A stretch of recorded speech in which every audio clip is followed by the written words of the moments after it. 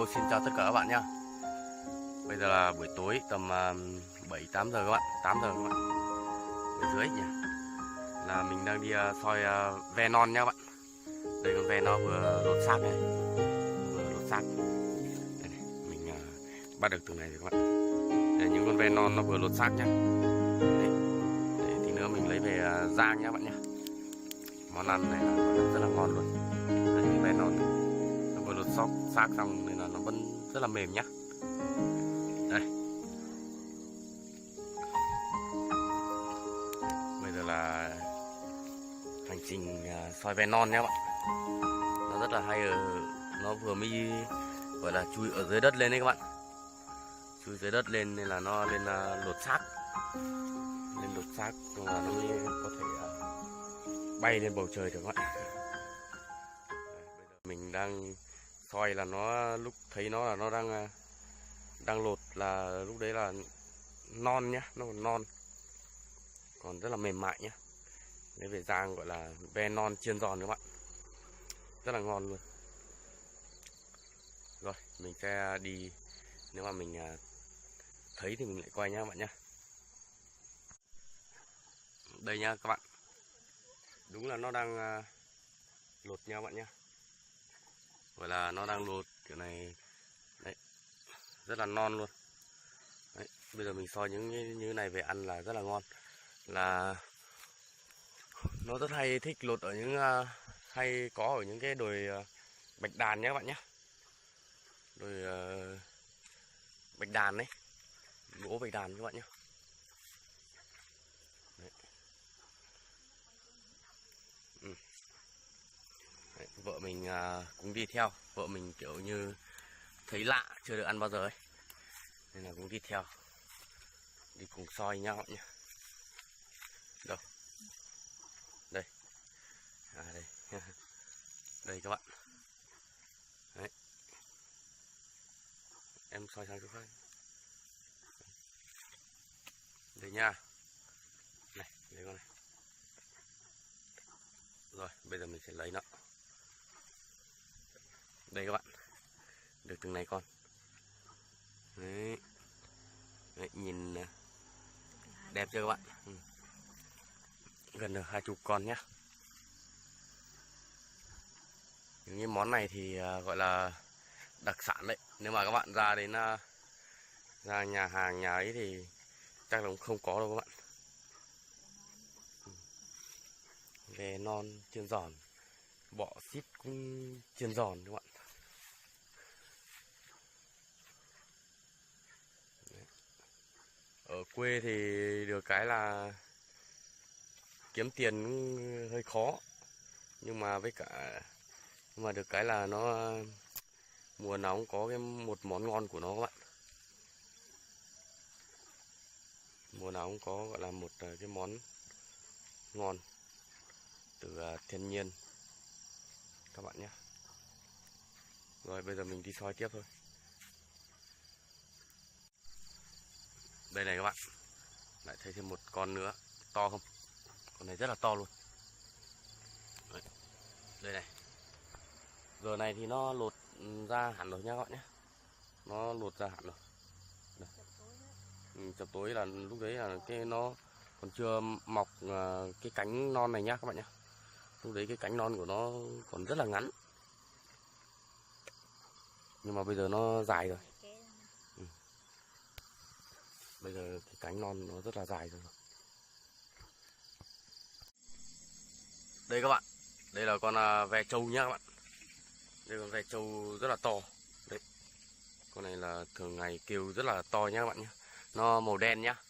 Đấy, nó đã lột xong rồi nhé các bạn. Đấy, cái vỏ của nó ở dưới à. Đấy, nó lột xong bây giờ nó cứng, nó chuẩn bị cứng rồi con này, chuẩn bị cứng, chuẩn bị bay được rồi đấy, gần bay được rồi. Đấy, cái vỏ của nó đây này các bạn, nó vừa mới chui dưới đất lên nhìn rất là bẩn, cái vỏ của nó rất là bẩn nha các bạn. Đây này, nhưng mà nó lột ra nhìn bóng nhoáng, nhìn rất là non, rất là ngon. Đấy. Đây. Bò đi được rồi. Rồi, tiếp tục soi thêm lúc nữa xem được thêm mấy con nữa là mình sẽ sẽ mang đi rang nhá các bạn. Mang đi rang để ăn. Đây này các bạn, nó đang lột từ cái vỏ ra đây này. Đấy các bạn thấy chưa? Đấy. Là nó ra là nó chưa có cánh nhá. Các bạn nhá, cái cánh nó rất là ngắn luôn. Đấy, cánh nó rất là ngắn. Nhờ ra được tầm một lúc là nó dài ra luôn. Rất là nhanh các bạn. Đấy, cái cánh nó ngắn như đây này. Đấy, cái vỏ nó còn chưa ra hết nhỉ. Này, em cầm đi. Đấy, còn con này này. Con ngay ở đây này. Con này là nó dài cánh mọc rồi này. Đấy. Còn đây là những cái vỏ nha các bạn nhá. Đây. Những cái vỏ này. Ở đây nhiều rồi. Đây. Nó lột xong hết này. Đây là những cái vỏ của nó đã lột nha các bạn nhé. Đấy, nó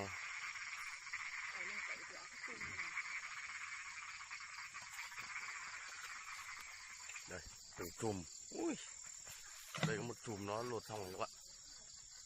Đây này. Một chùm luôn. Một chùm luôn các bạn. Nó đấy là nó lột xong rồi nhá. Còn bây giờ là mình đang tìm những con đang lột đấy là mới ngon. Lột xong thì nó bay mất rồi. Rồi bây giờ cứ tìm tiếp xong là tí nữa sẽ chế biến thôi. Đây mình hai vợ chồng mình soi được bằng này các bạn. Bây giờ mình đem rửa nha bạn nhá. Rửa qua. Với cánh đi. Cánh nó đi.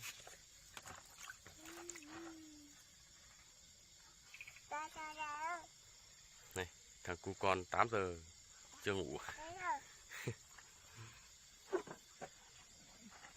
Cánh đi rồi để xuống rổ này. Để xuống cái rổ này. Cho mang đi rang. Đây là những con nó vừa mới chui từ dưới đất lên nha các bạn nhé. Cái này như con dế mèn đấy, nhưng không phải. Đây là con ve nha các bạn nhé. Đấy. Đây nó vừa chui từ dưới đất lên. Ừ. Còn con này là con ve trâu. Ve trâu con này hơi già rồi. Nó cánh nó hơi dài rồi. Trời ơi, trời ơi, trời ơi. Đấy, rửa đi thôi. Rửa đi là mang đi rang nha bạn nhé. Rồi. Đấy, ngắt cánh đi. Đây, bây giờ mình sẽ chuẩn bị rang nha các bạn nhé. Mình sẽ cho xuống một ít mỡ.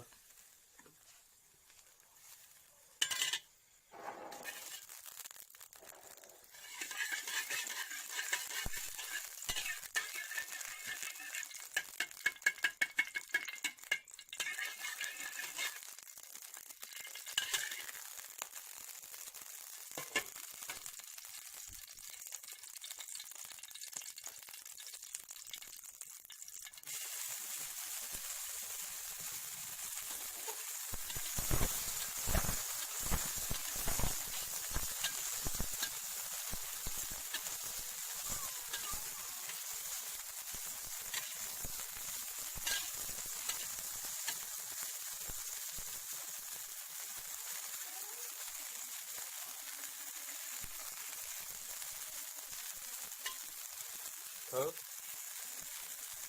Thớt. Cho dư cái thớt.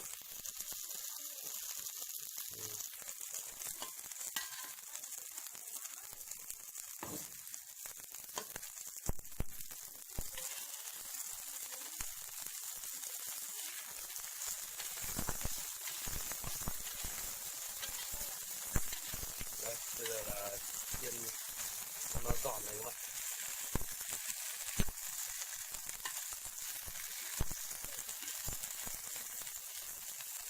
Cái loại này là nó kiểu như ăn nó hút nhựa cây ấy các bạn. Hút nhựa cây bây giờ rang là nó có thơm thơm thơm cái mùi như kiểu hơi như kiểu nhựa cây các bạn.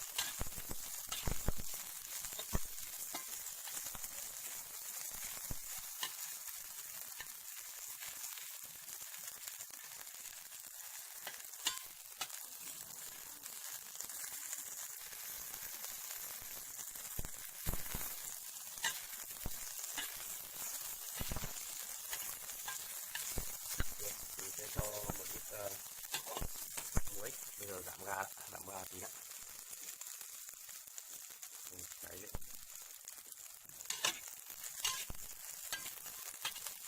Cho một ít muối xuống cho nó ngọt nhé các bạn nhé. Ít bột canh, một ít thôi, không mặn.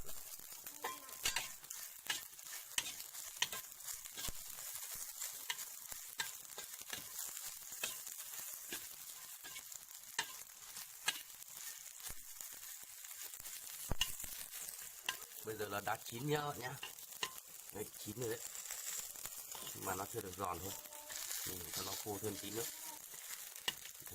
Đây này.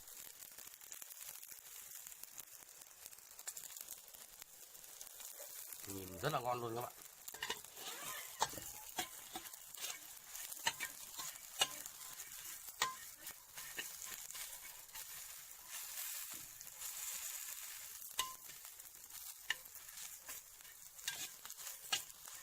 Rồi, bây giờ mình sẽ cho nó thêm rang, nó giòn thêm một tí các bạn nhé. Đây các bạn, bây giờ là mình đã rang xong nhá. Bây giờ thì thưởng thức thôi. Mẹ với vợ mình, thằng cu có ăn không này, ăn được không? Nóng ấy nhỉ. Thử xem, thử xem. Ăn đi.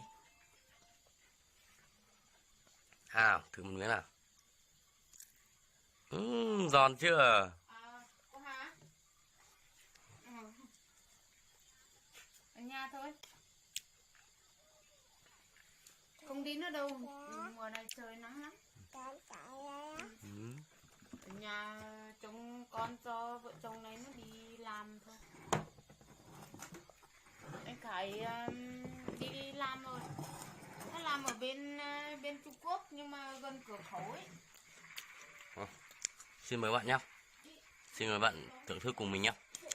Nếu mà các bạn thấy video này hay thì đừng tiếc một lượt like, một lượt chia sẻ và đăng ký kênh ủng hộ mình nha các bạn nhé. Đúng thật là món này rất là ngon. Rồi, giờ mình kết thúc video đây thôi. Các bạn đừng quên ủng hộ mình một đăng ký nha các bạn nhé.